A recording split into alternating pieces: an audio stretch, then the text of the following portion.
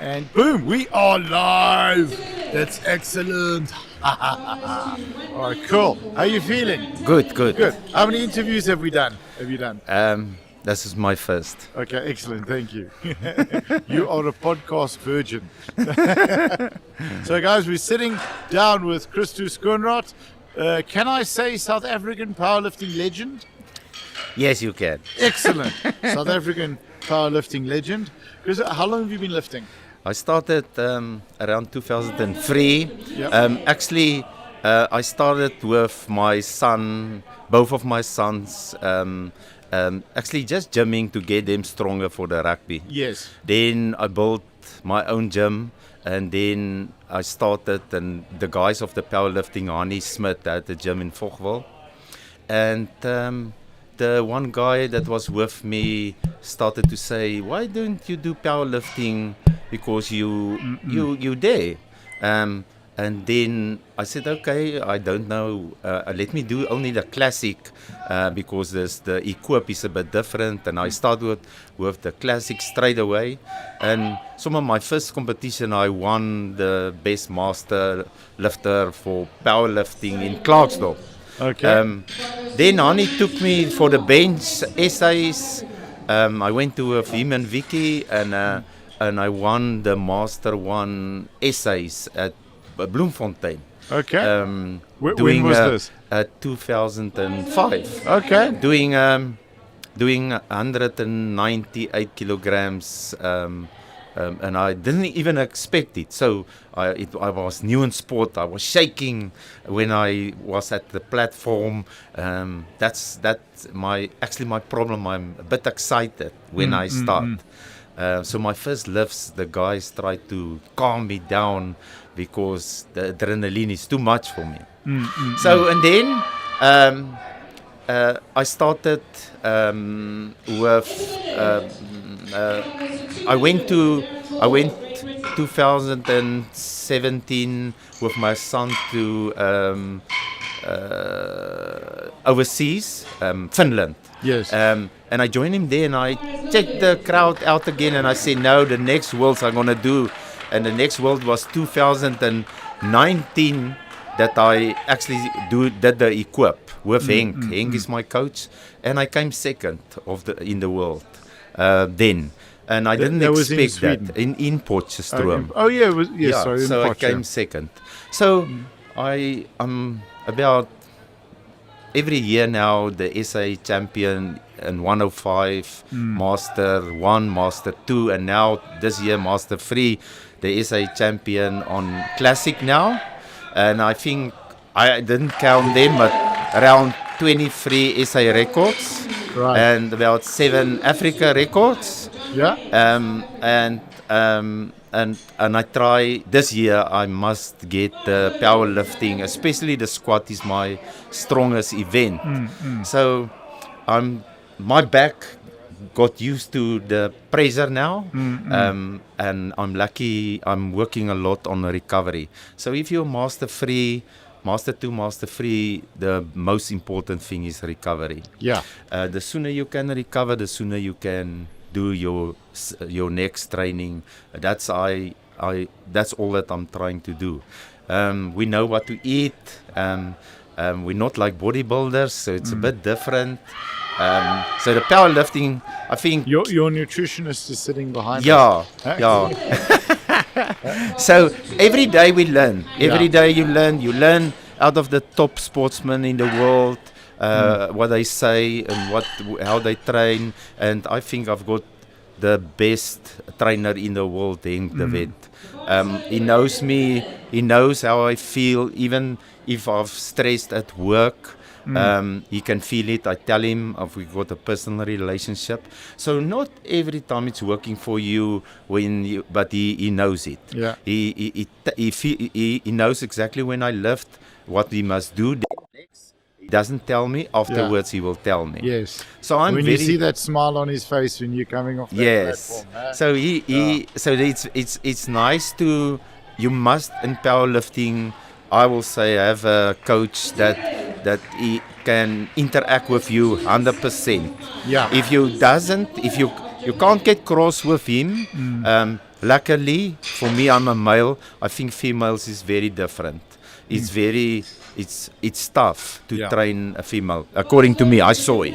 So we just slow learners, men, but we will get there eventually. So I want this year or next year the Worlds will be here in Sun City, and I'm then 61, and I must win the Worlds here in Sun City. I will make sure that even stress I will take leave to have no stress to come and win the Worlds here. Fantastic. So already my squad for Master 3 is on close to a world record. Okay. I did the world record already. I passed the world record already in training. So that's my advantage is the squad in classic and in equip. So from now on, I'm making ready for the SA equip in PE, and yes, I will break the records there again because I'm Master 3 now. Okay. So yeah, that's about that I can say. Awesome. So we've been working hard to get Henk and Laura on the podcast. I don't think they like talking too much. So can you tell us a bit about them and about the gym and what it's like training at Bullies? Okay. The Bullies gym is a very positive atmosphere. You can get the best out of it because I'm training with youngsters like Justin, Jan's son, and because I can train with a youngster that is a bit stronger than me, I liked it. I like that I can train with stronger people then for me also to get it. So there's every Sunday I train with Justin and then I train with Henk. So Laura plays also a very important role in a competition. So even if she's also a professional trainer, but she and Henk is like a partnership that she actually sees how you lift the previous one, and she also look at the athletes against you, how did they do with their second lift to see what is yours. So technically they on the ball. Herself is a world champion. The daughter is a world champion. And this year they're gonna also going for the competition of the worlds.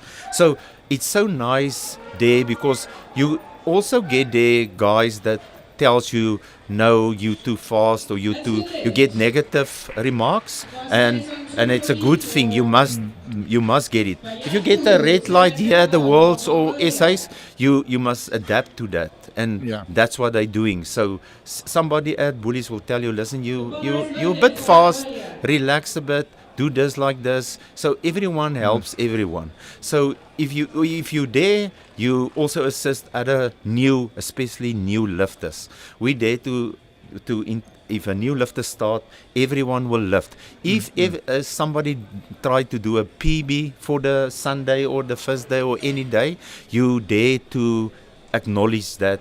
You leave it's not a one-man band sport. You leave it and lift the guy. Even a new lifter, you will come and assist. You will come and take the plates off. So it's a whole family. That is a whole family. That's why they got like, if on the board, if you see how many SA records the Bullies breaking, it's because of a family gym. And Henkies may be shy to come and talk, and Laura will not say it, but they're here to support other lifters as well. They're here the back supporting other countries' lifters as well. This is how Henk is. If he sees somebody do something and he's got the knowledge, he will come and assist, and he will tell you. And he does it on every competition. Yesterday with my pre-bench here, I don't know, Australian guy there at the back, he helped assist him. That's in him. That's what they're doing. Oh, so I'm very lucky I'm there. Then also Anthony support.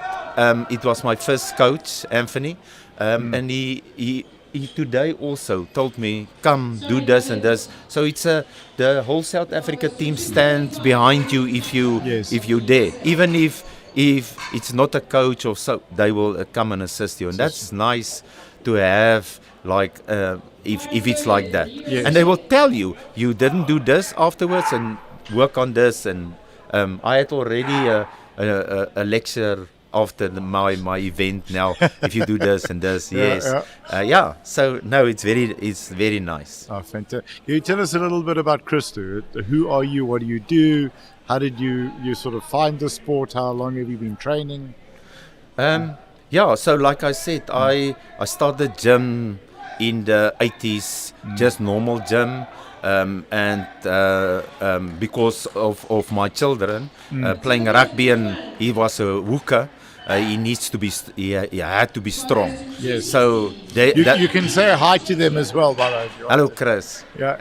And then my youngest son Cornell as well. He also both got Protea colours. Okay, so fantastic. Both of them got Protea colours, but I don't force them to do powerlifting. Yes. So work comes first. So if you work and you can't, and sometimes it's just an opportunity. If you can train and work, it's nice. In our country, you must actually do both. Yes. So work myself up. I'm in the engineering field. I'm an engineering manager at DRD. Okay. There's sometimes a lot of stress that goes. That goes around it. So this is why I said earlier, Henk must pick that up. He will see. Okay, we don't push this one. Just do the normal one. But as soon as he sees the energy is there, we try to break a PB. So if the day you're on, you do what you can do. So this is what I doing. And for you going forward with powerlifting? I will go forward until I must still break dance records. On Master 3, Master 4. So I must break Andre's record on the 120 as well. Andre Ludik, I'm going to break his records as well. Looking into the camera. Andre, I'm going to break his records for the essays on 120. Because they don't work hard enough, so I will break it. Okay, excellent. So for me, it is I'm 60 now. I know that up till 63, 64 you're still strong, and then after 65 you must wait until you're 70, and then I'm for Dan. Then I'm there for Dan. So already looking up to Dan, I like what I'm seeing, and this is why Dan is not. He's already in the 70s and he can do a 180 deadlift, and even if he walks slow, he's doing what some youngsters can't do. Did you see him running for the medals at the banquet? I don't know if you were at the banquet. No. So he was picking up all this. He's fast. Hardy said him, come. He ran like 4 times. He was very quick. So it's also nice to see that. And this is the thing is. I'm 60 years old, and they say that I don't look 16. That's why you look 45. You look like a stressed 35-year-old. So it's nice, and that's because of how you eat, the healthy foods that you eat, and then the training. And like I say, the recovering. And I will not. And I'm lucky that I was never ever in a hospital. I was for no operation yet. So the doctor ever never ever. That's right. Not yet. Never ever. We never want operation. Even if something goes wrong, and if it happens, I will still train. Otherwise I can't see guys doing just nothing. I can't see it. I will jump. Guys in their 50s and their 60s, why should they do powerlifting? I think if in the older days, guys think when they were 60, they on retirement. And how many stats show when the retirement they're doing nothing at home, they bored the wife or what, and then they die because of suddenly I'm waiting to retire and then use all my time for powerlifting, and then you will see the change. Then it's going to be there will be a change. Unbreakable records. So for this, I'm in the 60s, so I was in the 50s. There's nothing wrong. I still can outperform youngsters on squat, and they don't know how do I get it right. So you must just in powerlifting go on and just listen and do the right technique, and you will get there. It's and focus recovery when you're over 40, Yeah. and that's it. Yeah. Awesome. Chris, thank you. Is there anything else you'd like to add? Yeah, there's a lot of guys. I must thank Hani. Yes, please. Yeah, I must thank Hani that he and all the guys that like doing the worlds and header for organizing big events. This is long work. I went with Hani to Canada last year, and I can see the hours they must put in. So I'm a lifter, but even if you're not lifting, and the support people here and around you is working hard, and I can see that. So to make an event successfully like this, a worlds, it's not easy work. So we as lifters acknowledge it that Absolutely. that we're very happy that somebody is doing that. We can't organize things like this. I mean, and this is a world-class tournament. World class.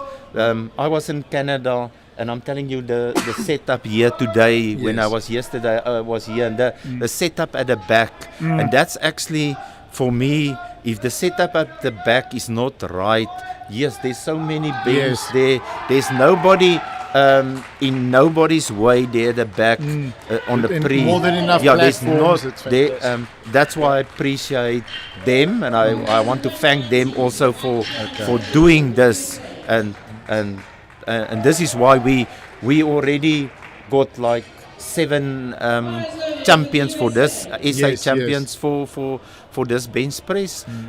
It's because I think South Africa is beginning to get in line with the world. Yes. Yeah. Absolutely.